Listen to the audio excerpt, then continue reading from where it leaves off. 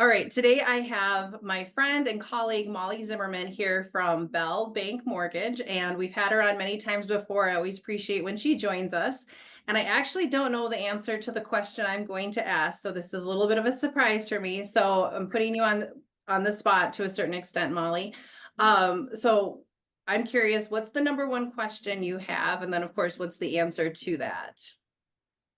So, yeah, well, thanks again for having me, Erica.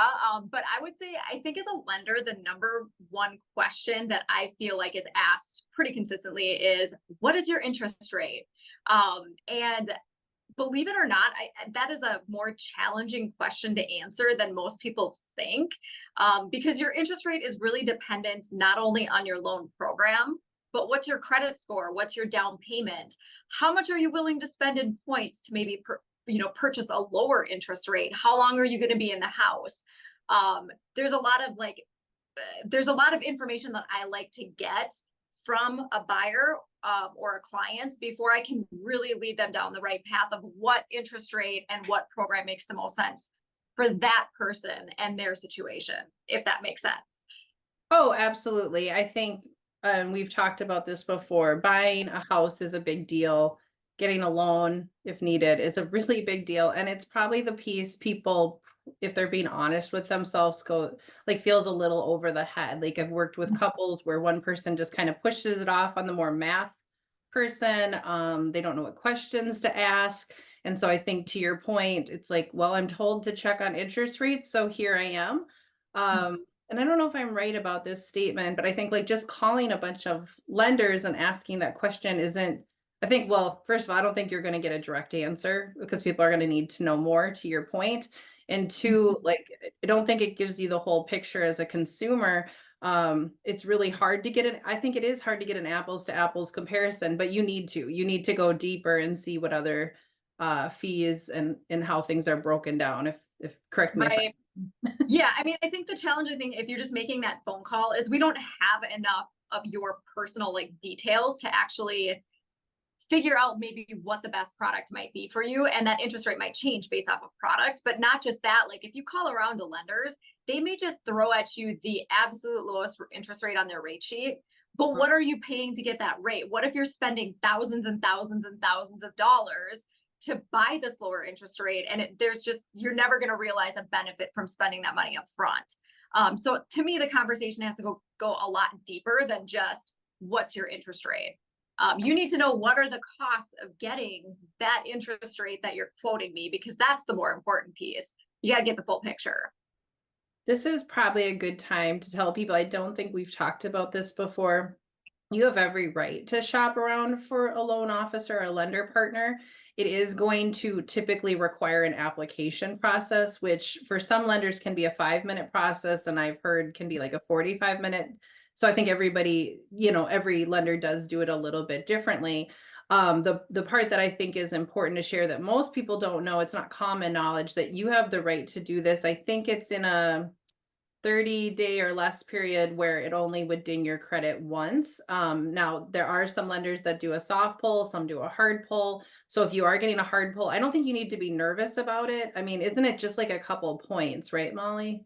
It is, and typically, what we've been told anyway is with a mortgage pull, it's looked at a lot differently than like applying for a credit card or applying for other types of debt, because a mortgage is considered good debt, so it shouldn't really hurt your score a whole lot.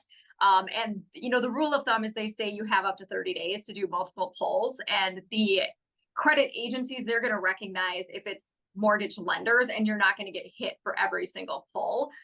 To be safe, I mean, I usually suggest within 3 weeks if you can. Try to condense it into that shorter period of time just to protect your credit a little bit. And that's what I say too. Like, you speak to first doesn't have to be the person you necessarily feel like is the best partner for you in this process. I think it's okay to shop around. But if you're doing it, let's say in January, picking it up again in May, picking up it in December, don't be horribly surprised that the credit bureau is going to see that they're not going to see that as mortgage rate or mortgage shopping. Man, I can't speak today. So do it, like I agree. I always tell people like even 2 weeks if you want to really be on the safe side, like just get it done, make your decision, do your interviewing, and then go with the person that makes the best sense for you, because it isn't just rates too, like, you work with your loan officer a lot. So, Mhm. you know. Yep, it's having a good relationship. And I think the other point to make is that since the I mean, if you're familiar with how the stock market moves, like stocks change every single day, well, so do prices for mortgages. So just keep in mind, if you are shopping lenders, if you shop one on a Monday and the other one on a Friday, it may not even be a true apples to apples comparison, because you have multiple days in between that a lot can happen in the market. So try to keep that, like, that window as short as you possibly can as well. Try to get maybe a specific interest rate quoted out with all fees on the same day, the same morning, so that you can do a better comparison of your lenders. That's a really great point, and something that I honestly haven't given any thought to, because I was always thinking about people's lives, like, okay, if I'm talking to somebody on Monday, I might not have time again until Friday. But to your point, now you haven't done an apples to apples comparison, so now you have to really understand what you're looking at. And again, don't just go with rate. That is just not, it's not sophisticated enough for a true comparison, if that's what's important to you. Yeah. All right. Well, thank you again for joining us. So we'll wrap up here for this week. And if you guys have any questions for either one of us, you just click the link. You can set up a time to talk to us. We're always happy to talk details, because of course, when we make these videos, we know we're speaking to a broad audience of people at all price points and situations. And I think it's more important to pick up the phone and actually talk, to meet. We can always meet for coffee in a local place. We can meet at our office if that's more comfortable. And that's exactly why we make these videos. We're actually here for you, and we're not across the country. We're right here, Mhm. and we can meet and shake a hand. So thanks again, Molly. Yeah, thank you. So we're looking at September 4th data. The active listings, I guess actually went back up just a hair, right? Like, because we were at 615, it jumped up to 619, which was the same as the week before. But I want to point out that I missed last week. I don't have an excuse for you guys. It doesn't matter. So we are missing 1 week of data here. So I guess I'm saying that a little incorrectly. What we're saying is there's a lot of inventory to pick from. Pendings went down, and closings went up. So that's nice to hear that more people are getting some of these transactions closed. The thing that stands out this week and what is highlighted is the big jump down of showing activity, which you can feel as an agent. I can feel it. Sellers can feel it. I don't know if buyers can feel it as much. So we were at 2.3. So this would be 2 weeks ago. So August 21st. This week came up as 1.8. So then, of course, I had to wonder to myself, well, then what was the week between? Like, was there something in between? No, last week I checked, it was 2.3. So really over last week, we did have this drop. So right, what's happening in our world? We had the state fair, which really seems to affect real estate. I don't mean that like in a silly kind of way. I think that's where people's heads are at that week. And we also have, I don't know how many kids are actually going back to school, but we're in preparation of what happens this week. And this data is in the back to school time because that happened yesterday. And if you're thinking about that, you're probably not thinking about buying a house. So I'm not terribly surprised to see that we had such a remarkable change in such a short amount of time. Hennepin, also has slowed down quite a bit. If you look at Hennepin numbers here now on July 10th, they were slower. But it's kind of, I'm sorry, I lost track of my numbers there. This is slower yet because last week was 4.1. My eyes are bouncing around too much.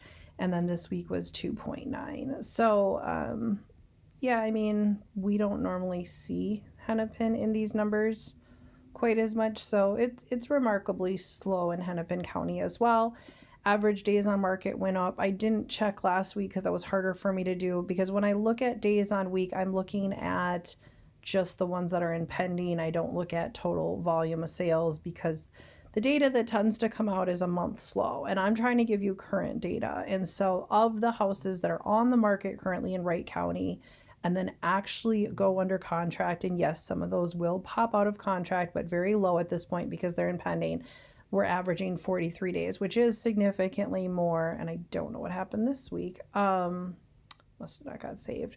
And we just haven't seen anything in the 40s here since June. And that could have been, that looks kind of like an anomaly. Then we go back to March and then it gets a little bit slower again. So yeah, I mean, overall, I guess I would say things are slowing down. Median, now that's 19. So it's like, do we want to put more weight on median or averages? Median doesn't look so bad. And maybe we should be putting more emphasis on median. And if you don't remember what that word means, I hate to say it, but I think that came up in 4th grade math. So definitely do a little Google search if you're wondering, why am I discussing the difference between median and average? I don't think average always gives us very good data sets. So overall, it is slow out there. It is what I would call a buyer's market. I definitely, especially depending on the price point, I just don't see like a lot of people going through houses. And so I am not surprised by this at all.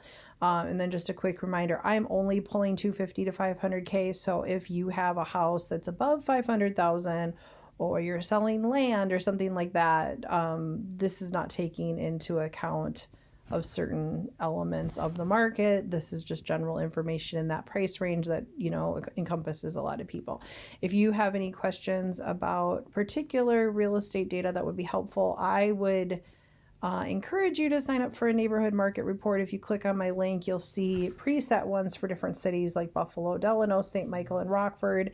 If you want a different city or you want one just for your neighborhood, it is giving people price evaluations of their house the same way like a website like Zillow does, which I'm not loving very much. But if you're curious and you want to see that, please sign up. No strings attached. It's not a big deal. Yeah, let me know if you have questions.